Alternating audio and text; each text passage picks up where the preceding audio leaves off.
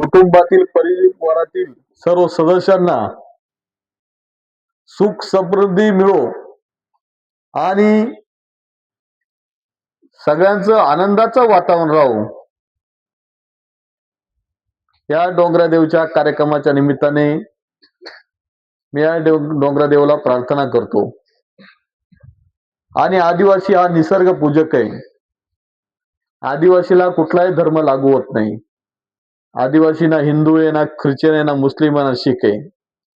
आज तुम्ही दाखवून दिलं हेच आपला आदिवासीचा धर्म आहे. आदिवासी निसर्ग पूजक आहे. आदिवासी निसर्गाची पूजा करतो आणि हीच ओळख आपण जिवंत ठेवण्याचं काम केलंय. आज आपण कुठेही गेलो तर आपली आदिवासी संस्कृती विचारली जाते, परंपरा विचारली जाते, देवदेवता विचारला जाता. आपण अभिमानी सांगतो आमचा डोंगरा देव, हिरवा देव, वाघोबा, मावल्या, यामोगी माता, कंसारी माता आपण अभिमानी सांगत असतो. आणि ती संस्कृती आपण जपून ठेवली पाहिजे.